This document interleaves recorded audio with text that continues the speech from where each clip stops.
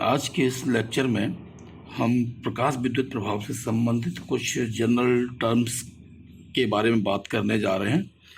हालांकि ये टर्म्स हम पिछले डिस्कशन में इनकी चर्चा कर चुके हैं, लेकिन परीक्षा की दृष्टि से इन टर्म्स को किस तरह से आप लिखेंगे परिभाषा के तौर पर, इसके लिए हम इसको थोड़ा सा रिवाइज करेंगे। जनरली हम जो टर्म आज डिस्कस करने वाले हैं वो है थ्रेशोल्ड फ्रिक्वेंसी, यानी कि दहली आवृत्ति। सेकंड टर्म है थ्रेशोल्ड एनर्जी, इसको हम दहली ऊर्जा बोलेंगे हिंदी में। और थर्ड टर्म है थ्रेशोल्ड वेवलेंथ, जिसको हम कहेंगे दहली तरंग दैर्ध्य।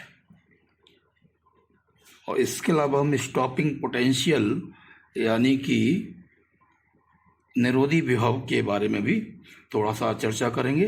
ये सारे टर्म्स की चर्चा किसी न किसी रूप में हम पहले कर चुके हैं। तो आज मेन उद्देश्य इसको दोबारा से लेने का कि हम इसको एक बार रिवाइज कर लें और परीक्षा में के दृष्टिकोण से हम इनको किस तरह से परिभाषा के रूप में लिखें। तो पहले हम एक बार इसको थोड़ा सा समझ लेते हैं और फिर परिभाषा की तरफ चलेंगे। तो पहली बात दहली आवृत्ति की है। प्रकाश विद्युत प्रभाव में हमने देखा था कि हमारे पास ये कोई धातु की सतह है और धातु के अंदर अत्यधिक संख्या में मुक्त इलेक्ट्रॉन्स होते हैं, और जब हम प्रकाश आपतित करते हैं इस पर, जब प्रकाश आपतित करेंगे तो इसकी सतह से इलेक्ट्रॉन उत्सर्जित होंगे।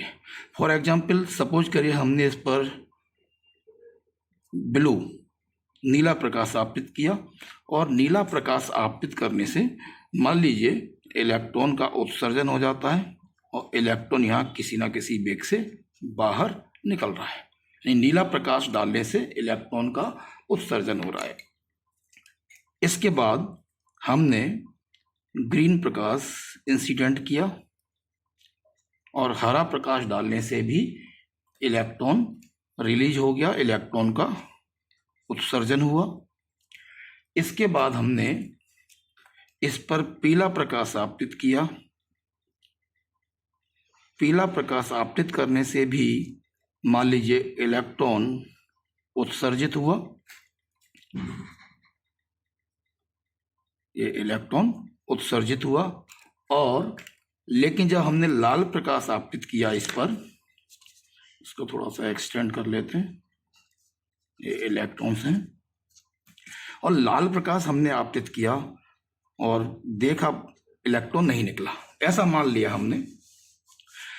तो इसका मतलब ये हुआ कि अगर हम ये कह रहे हैं पीले प्रकाश से कम आवृत्ति का प्रकाश डालने पर इलेक्ट्रॉन नहीं निकल रहा, तो ये जो पीला प्रकाश की जो आवृत्ति होगी, पीले प्रकाश की आवृत्ति को हम कहेंगे दहली आवृत्ति, जिसको हम कहेंगे न्यू जीरो। आवृत्ति को जनरली हम न्यू से लिखते हैं।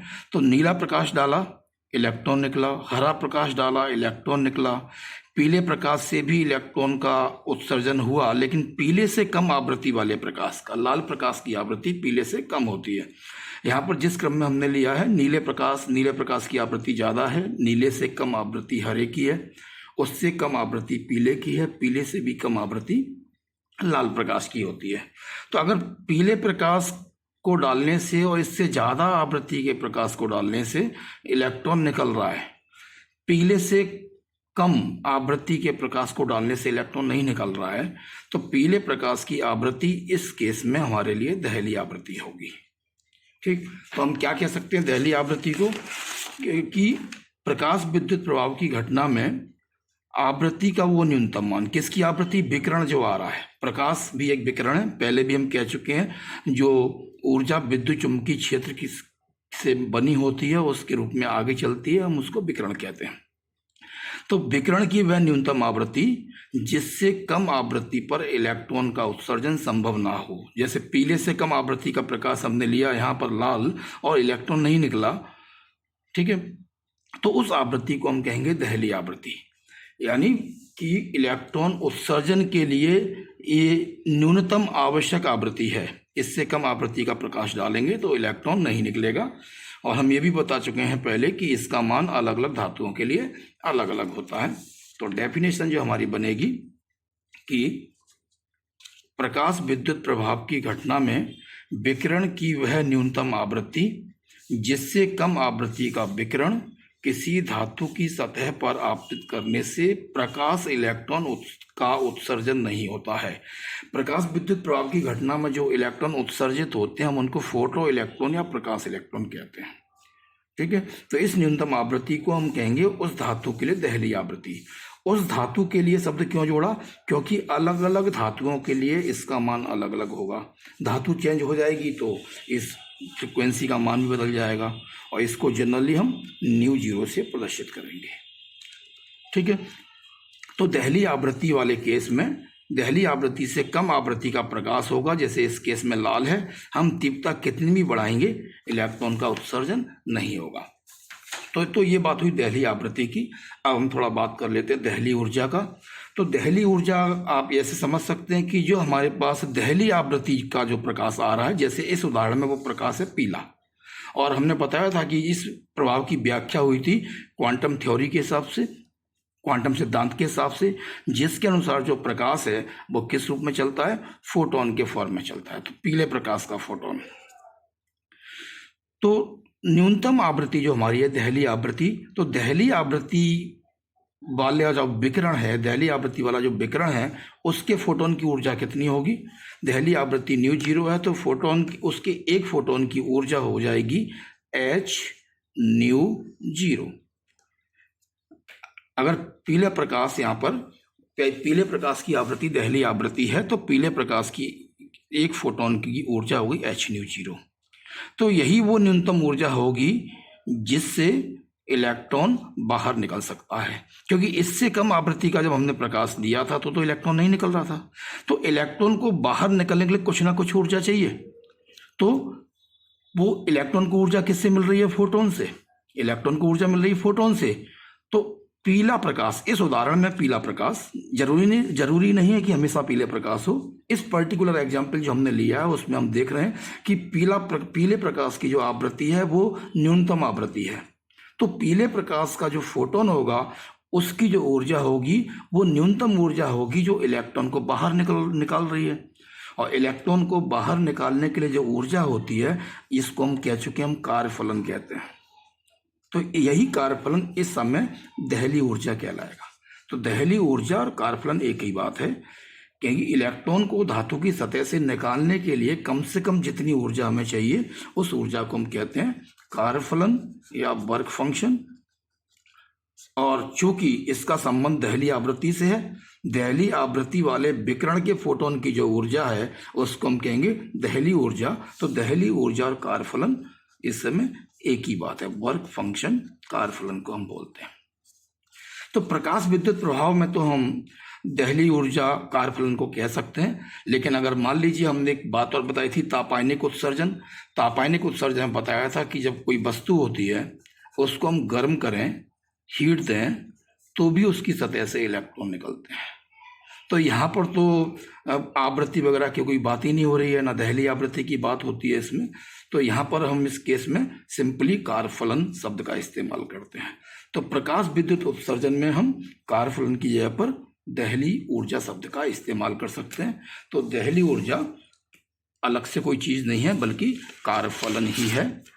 तो दहली ऊर्जा की डेफिनेशन जो बनेगी क्या होगी हमारे पास कि दहली आवृत्ति वाले विकिरण के फोटोन की ऊर्जा को, ऐसा विकिरण जिसकी आवृत्ति दहली आवृत्ति के बराबर है और उसका जो फोटोन होगा उसकी ऊर्जा दहली ऊर्जा होगी, और यह प्रकाश इलेक्ट्रॉन के उत्सर्जन के लिए आवश्यक ऊर्जा का न्यूनतम मान है जो अभी बताया हमने। अतः प्रकाश विद्युत प्रभाव में दहली ऊर्जा धातु के कार्यफलन को व्यक्त करेगी, और चूंकि कार्यफलन को फाई से प्रदर्शित करते हैं तो दहली ऊर्जा को भी हम फाई लिखेंगे, और इसका मात्रक होता है इलेक्ट्रॉन वोल्ट। तो इस तरह से दहली ऊर्जा या कार्यफलन बराबर कितना हो जाएगा? h ν0। यहाँ पर थोड़ा सा एक बात की चर्चा और कर लेते हैं। प्रकाश विद्युत प्रभाव में जनरली हम एक टर्म यूज करते हैं, photo sensitive metals. Photo sensitive metals, या हम कहें प्रकाश सुग्राही धातुएं। प्रकाश सुग्राही धातुएं, ये वो धातुएं होती हैं जिनके लिए कारफलन का मान कम होता है, या कहूँ दहली ऊर्जा का मान कम होता है। जो है हमने एक लेक्चर था पहला इसका इलेक्ट्रॉन इमिशन का, वहाँ पर बताया था कि जो धातु होती है सीजियम, जो कुछ क्षार धातु हैं एल्कली मेटल्स होती है, उनकी बात करें तो सीजियम का कारफलन होता है 2.14 इलेक्ट्रॉन वोल्ट। एक धातु का नाम लिया था हमने पोटेशियम, जिसका कारफलन होता है 2.30 इलेक्ट्रॉन वोल्ट।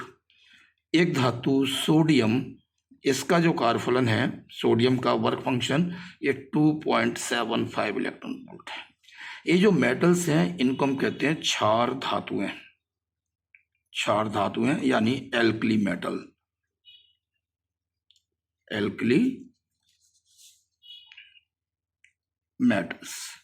तो ये क्षार धातुएं हैं, इनके जो कारफलन है इनके मान काफी कम है, 2 और 3 के बीच में। और इन धातुओं से इलेक्ट्रॉन को निकालने के लिए केवल दृश्य प्रकाश ही पर्याप्त होता है, कि दृश्य प्रकाश को डालने से ही इनकी सतह से इलेक्ट्रॉन निकल जाते हैं। तो ज़्यादा ऊर्जा वाले, ज़्यादा आवृत्ति वाले प्रकाश की आवश्यकता नहीं होती। तो चूंकि इन धातुओं पर यानी क्षार धातुओं पर दृश्य प्रकाश के आपतित करने से ही इलेक्ट्रॉन निकलने लगते हैं, इसलिए हम इनको कहते हैं फोटो सेंसिटिव मेटल्स या प्रकाश सुग्राही धातुएं। अक्सर एग्जाम में पूछ लेते हैं कि जो एल्कली मेटल्स हैं या क्षार धातुएं हैं उनको प्रकाश सुग्राही धातुएं क्यों कहते हैं। तो कारण यही है कि इन धातुओं का कारफलन या इनकी दहली ऊर्जा कम होती है, और विजुअल लाइट जो दृश्य प्रकाश है उसको डालने से ही इनकी सतह से इलेक्ट्रॉन निकलने लगते हैं, इसलिए हम इनको फोटो सेंसिटिव मेटल्स कहते हैं। अब जैसे अगर हम निकल ले लें, प्लेटिनम ले लें, इनके कारफलन बहुत ज़्यादा होते हैं, तो उनके लिए फिर हमें अल्ट्रा वायलेट रेडिएशन या उससे अधिक ऊर्जा वाले रेडिएशन की जरूरत पड़ती है। लेकिन इन धातुओं के लिए जो सामान्य प्रकाश, दृश्य प्रकाश है, उसी से काम चल जाता है। तो इसलिए हम इनको कहते हैं प्रकाश सुग्राही धातुएं, यानी जिनके जो कारफलन है कम होते हैं वो प्रकाश सुग्राही धातुएं होती हैं। तो अब एक अगले टर्म की बात करें, जो बात थी दहली तरंग दैर्ध्य की। देखिए सबके साथ एक ही शब्द जुड़ा हुआ है, दहली आवृत्ति, दहली ऊर्जा, दहली तरंग दैर्ध्य। तो दहली ऊर्जा हो गई जो है दहली आवृत्ति के करस्पॉन्डिंग एनर्जी, यानी जो प्रकाश जिसकी आवृत्ति दहली आवृत्ति के बराबर है उसके एक फोटोन की ऊर्जा। इसी तरह से दहली तरंग दैर्ध्य, तो जो प्रकाश आ रहा है कितनी आवृत्ति का, दहली आवृत्ति के बराबर आवृत्ति का, तो उसकी तरंग दैर्ध्य को हम कहेंगे दहली तरंग दैर्ध्य। जैसे इस उदाहरण में, अभी हम जिस उदाहरण की बात कर रहे थे, यहाँ पर पीला जो प्रकाश है उसकी आवृत्ति दहली आवृत्ति का काम कर रही थी। तो यहाँ पर इस उदाहरण के हिसाब से दहली तरंग दैर्ध्य का मतलब हो गया पीले प्रकाश की तरंग दैर्ध्य। तो आवृत्ति और तरंग दैर्ध्य में क्या संबंध होता है, पहले भी हम कई बार चर्चा कर चुके हैं कि किसी विकिरण की जो आवृत्ति होती है वो विकिरण की चाल डिवाइडेड बाई वेवलेंथ, तरंग दैर्ध्य। तो हम इसको यूं भी लिख सकते हैं कि तरंग दैर्ध्य बराबर क्या हो जाएगा, wavelength equal to c upon nu. यानी अगर हमें विकिरण की फ्रीक्वेंसी मालूम है तो हम उसकी तरंग दैर्ध्य इस फार्मूले से निकाल सकते हैं। यहाँ पर c क्या है, स्पीड ऑफ रेडिएशन, विकिरण की चाल है। तो अगर विकिरण की आवृत्ति कितनी हो, जैसे अभी यहाँ पर बताया जो दहली आवृत्ति, अगर विकिरण की आवृत्ति दहली आवृत्ति के बराबर हो तो उस समय उसकी जो तरंग दैर्ध्य होगी, कोई भी विकिरण आ रहा है, प्रकाश आ रहा है, तो इसकी एक निश्चित तरंग दैर्ध्य, एक निश्चित आवृत्ति है। विकिरण चेंज हो गया तो उसकी फ्रीक्वेंसी चेंज हो गई तो उसकी तरंग दैर्ध्य भी चेंज हो जाएगी।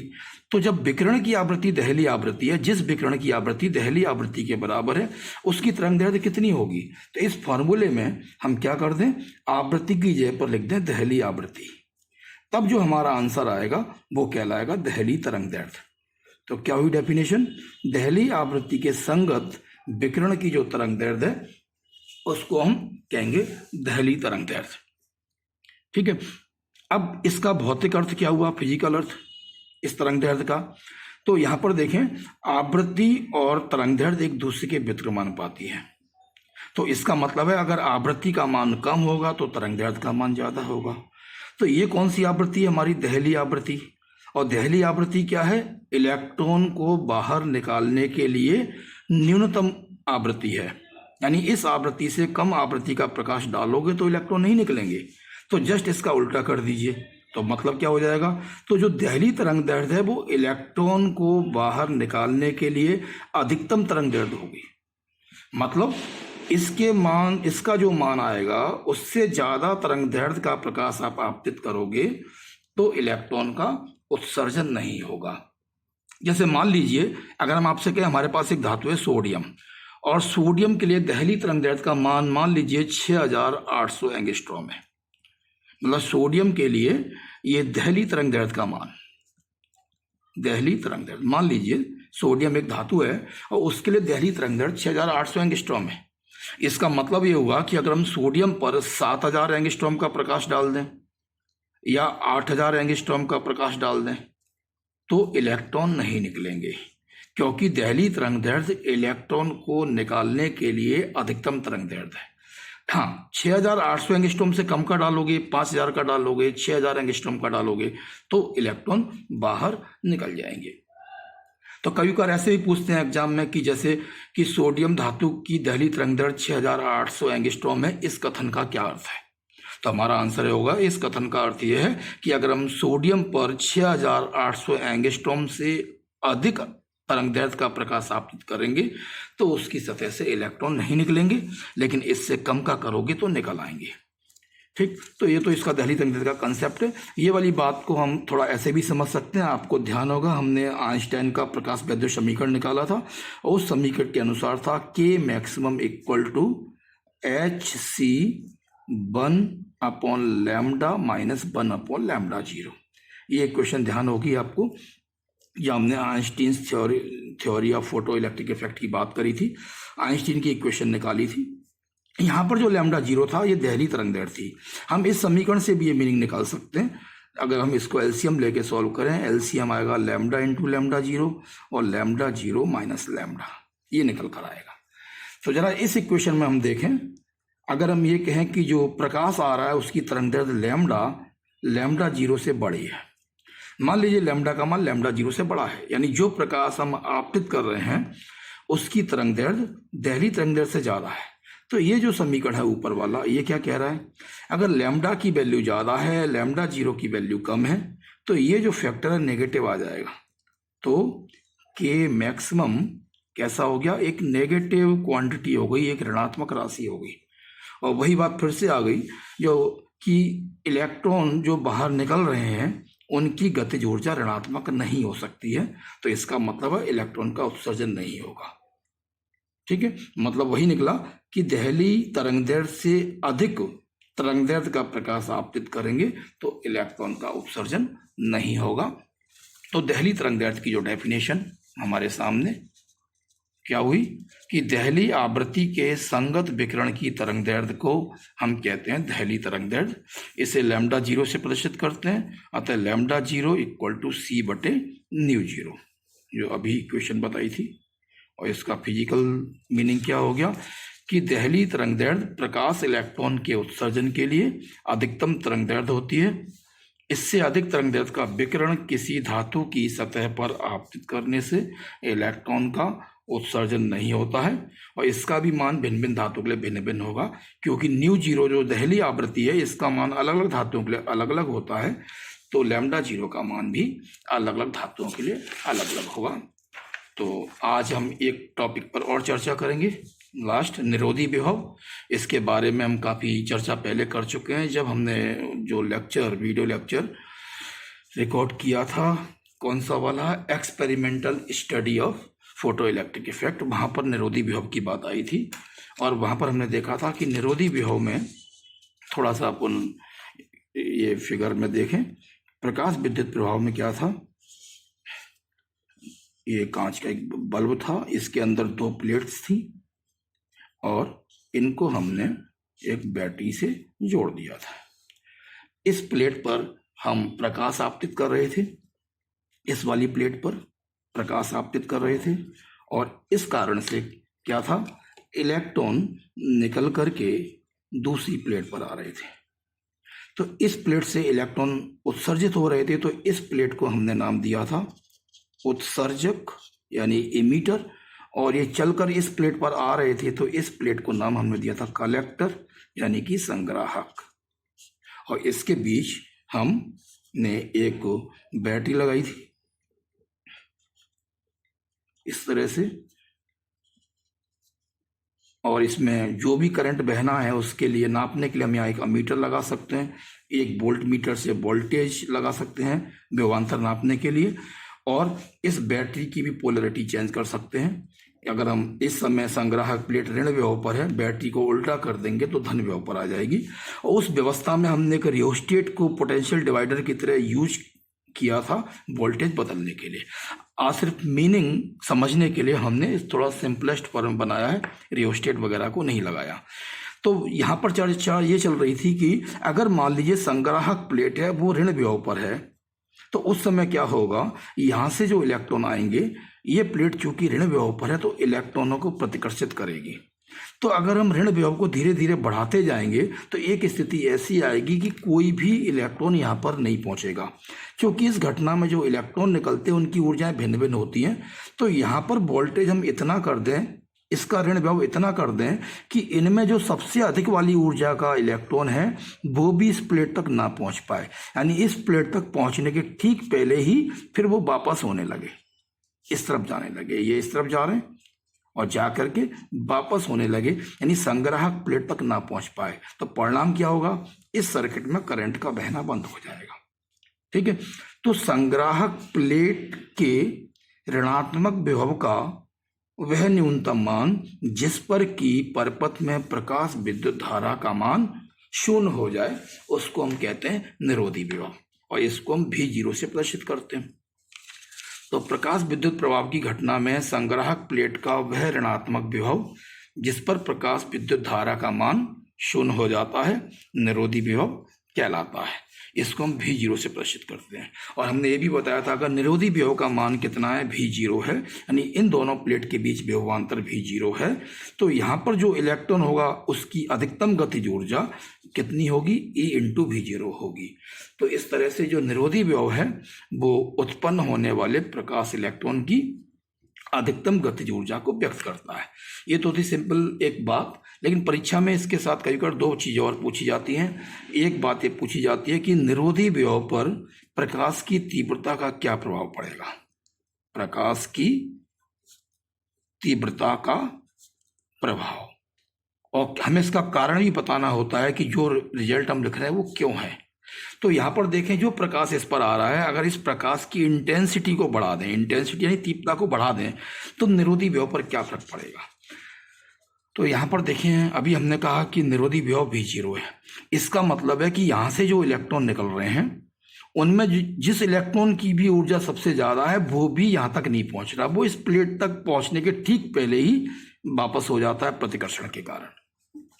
तो अगर इस प्रकाश की हम तीव्रता को बढ़ाएंगे, क्योंकि प्रकाश की तीव्रता बढ़ाने से इलेक्ट्रॉन की ऊर्जा तो नहीं बढ़ती, और जब इलेक्ट्रॉन की ऊर्जा नहीं बढ़ेगी तो ये इलेक्ट्रॉन प्लेट तक फिर भी नहीं पहुंचेगा, क्योंकि ये इलेक्ट्रॉन सिर्फ यहीं तक पहुंच पा रहा है, प्लेट से ठीक पहले तक। यहाँ से निकला, आगे बढ़ा, प्लेट उसको प्रतिकर्षित कर रही है, तो उसका वेग धीरे धीरे कम होता जाएगा, और प्लेट के पहुंचने से पहले ही इसका वेग क्षण भर के लिए शून्य होगा, और प्रतिकर्षण के कारण फिर वो वापस इधर ही लौटेगा।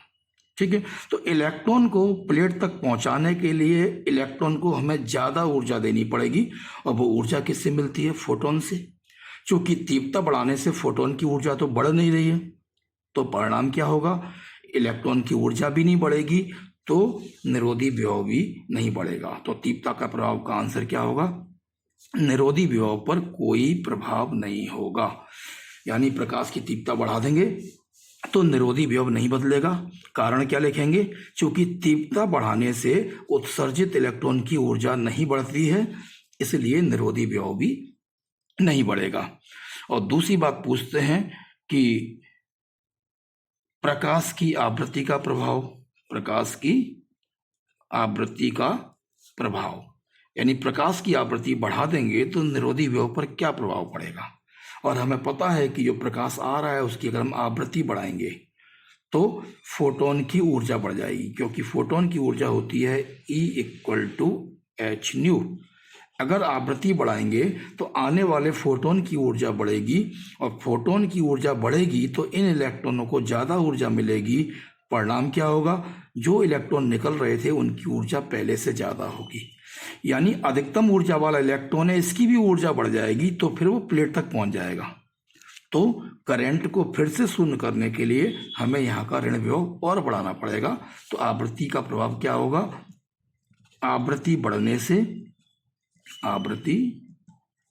से निरोधी विभव बढ़ जाएगा।